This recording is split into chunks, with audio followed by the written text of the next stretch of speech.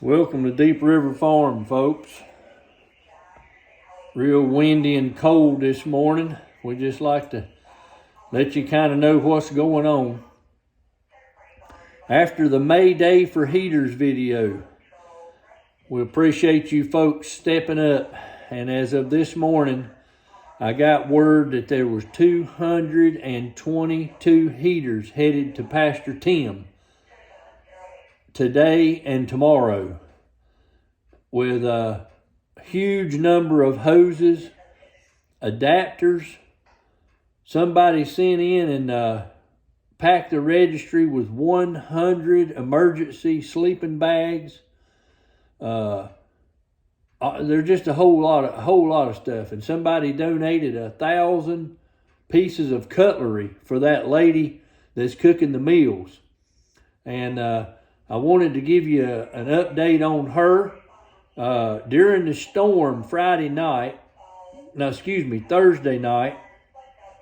they were getting high winds, 50 to 60 miles an hour, and snowing, and the canopies that she was using to help store items for those folks up in the mountains that she was carrying critical essential items to, and also using to help prepare the meals under, collapsed with the weight of the snow and the wind.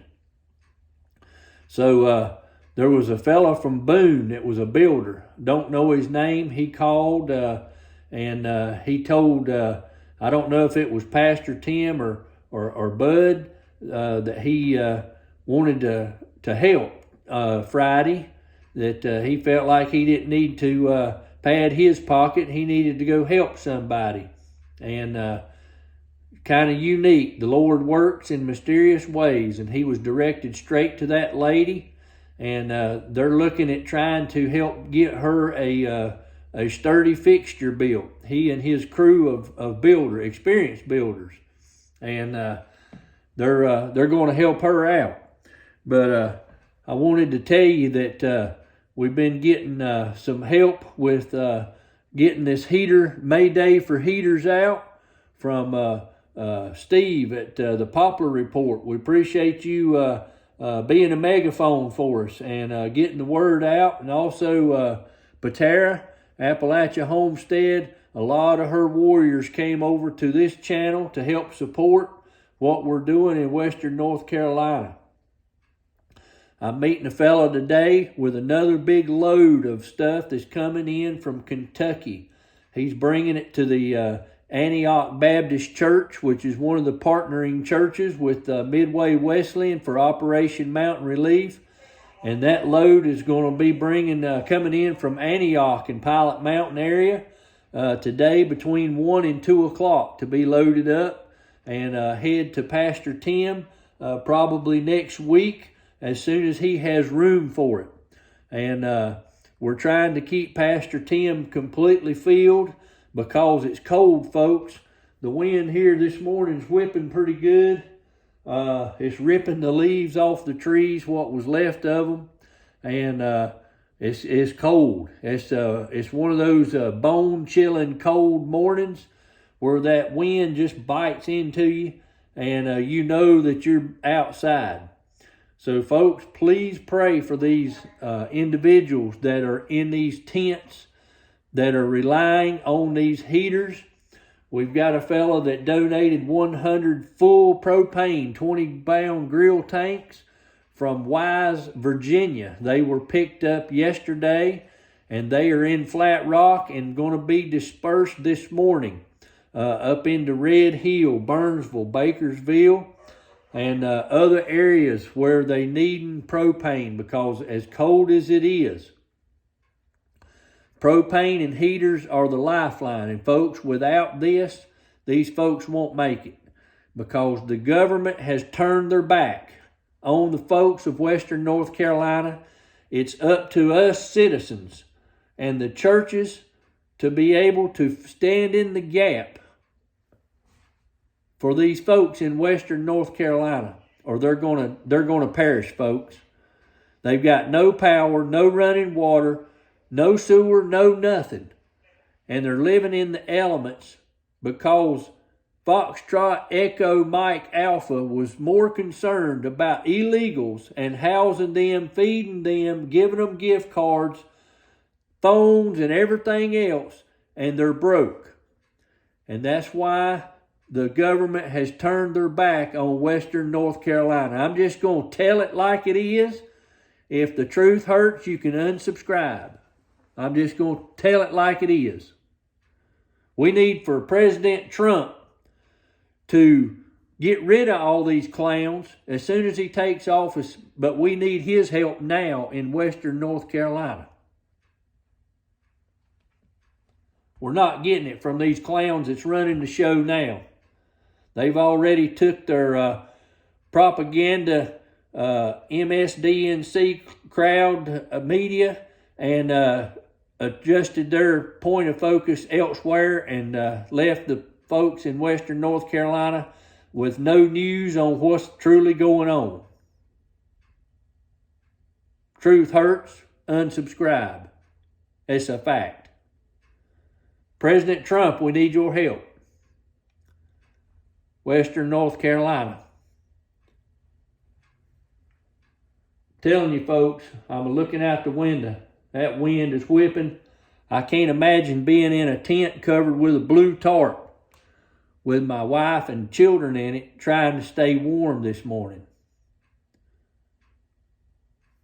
If I went outside, you wouldn't be able to hear me because the microphone would be picking up all the wind. That's why I'm inside. It's cold. It's brutal this morning. Even last night, you could tell that it was going to be one of those nights where it just got down in your bones and it gets your core temperature down. It was going to be hard to get it back up to where you wasn't shivering. Didn't matter how much coffee you drank or how much hot chocolate you drank, you still couldn't get yourself warm. You could tell that last night. So folks, please say a prayer for these individuals in Western North Carolina. It's rough. It's very rough. You can't do but so much. And everyone that you've talked to out there has said that could and got to locations to fill out applications to get assistance have been denied. Their insurance companies pulling a fast one on them, telling them, well, you didn't have flood insurance, so we can't cover you. But the bills are still coming. They're still trapped on the other side of the river. Their cars may be gone. Their cars may be trapped on the other side of the river. They can't use them to get to a job. A lot of them's jobs gone.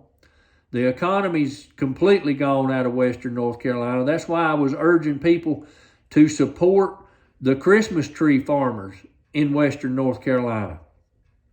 Help pump some money into the economy for these folks that do have jobs, because those people that are working, that have equipment, are helping their neighbors who are still trapped build a bridge to get across the creeks and the rivers. It's not anybody from the government. There's no big organizations left in the mountains except for Samaritan's Purse. The Red Cross, all of those guys have pulled out.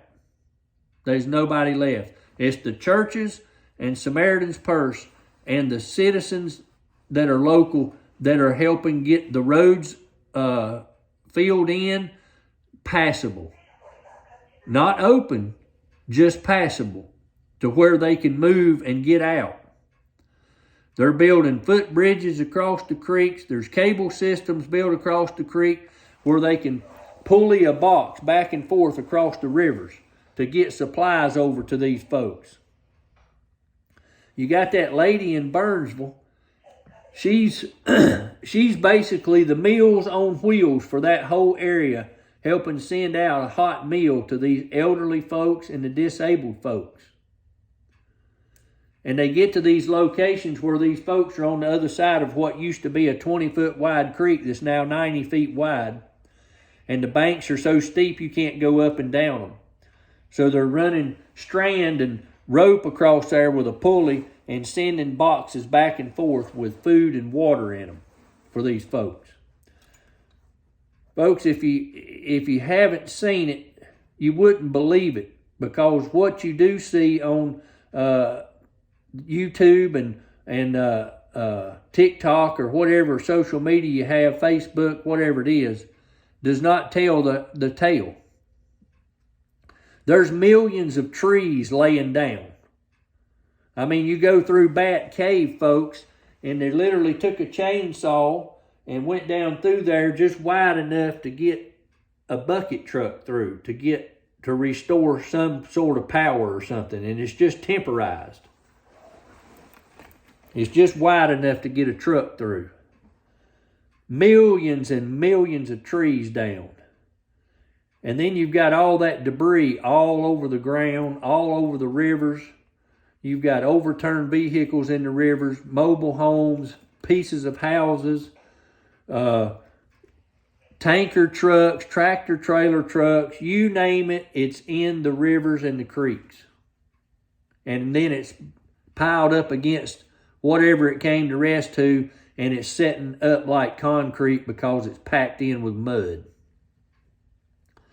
And folks, we got people living in their houses on the second floor. The bottom floor is covered in 3 or 4 feet of mud because they have nowhere else to go unless they move into a tent or into the barn or into the pole shed. And it's more viable for them to live upstairs. But folks, the bacteria and the mold and the mildew is going to take a toll on these folks. The doctors are saying that there's more cases of pneumonia than they've ever seen. I said that on the last video. So folks, Mayday for heaters is still out there on the call. Mayday for heaters. You can send those to Pastor Tim Clark at the Bethel Wesleyan Church. 901 Tracy Grove Road, Flat Rock, North Carolina, 28731. They need these heaters, folks. The hoses, make sure you get we're recommending a 10-foot hose. That way they can move the heater out into the middle of the tent or their building or the room and set the tank against the wall. That way it's not all piled up where they can trip over it. Make sure you get that adapter too, folks. That keeps the propane, the gumming of the oils and stuff out of the heater so that heater will last.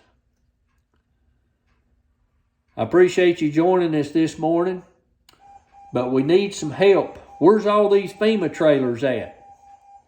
They've got hundreds and hundreds of them, but we don't have FEMA around.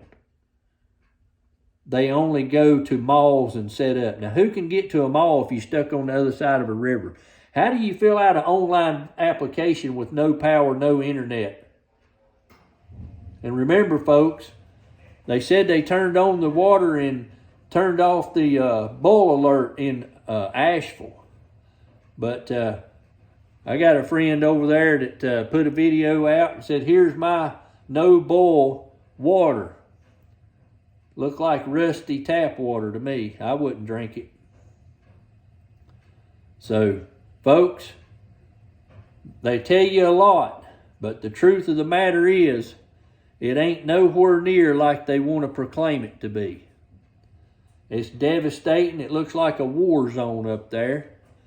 And the people are just wandering around in a daze. I would call it a shock. They're still in shock. They've lost everything they've ever worked for, was inherited. All of it's gone. And, they see no hope. They've had no support other than from the churches and the neighbors. And for volunteers coming in. If it wasn't for the Americans, these people would have perished from lack of food and water in the beginning. And then we had to get them warm clothes. We went from the rescue phase to the recovery phase, which was getting them warm clothes and some heat to survive the winter. And now we're in the emergency phase of Mayday for heaters. Mayday for heaters.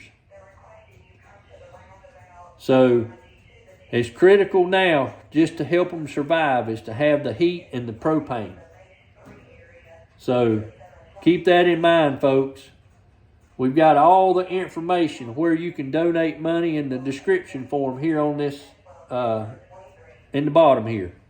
It's going to be all your links. Pastor Tim's address, the Helping Hands Fund to help these families, Operation Mountain Relief at Midway, Project Santa out of Denton at the First Baptist Church. Folks, we appreciate everything you've donated. What you've donated, there's no telling how many lives have been saved from your donations. Hundreds, if not thousands. I appreciate you joining us. I appreciate Patera being a megaphone for us here, and also for Steve Popper at the Popper Report. We appreciate those two channels that have stepped up and directed people to this information so they know the truth and what's going on, what's needed, and how things are being moved in the mountains. We hear so much about all these people saying they brought stuff and they were turned away. Well, it don't happen here because we've got an intricate network set up through Pastor Tim and Brother Bud. And they've got satellite locations set up all over the mountains of where stuff needs to go. They get a list every day of what's needed in those locations. And volunteers at the church are packing this stuff up on a trailer. And as soon as Brother Bud and Pastor Tim get in, they've got a list of what needs to go where, and it makes its way up into the mountains and gets handed out to those who need it. So we appreciate you joining us today. Thanks again for all your donations. Say a prayer for these people. They need it. It's very cold. Y'all have a blessed morning.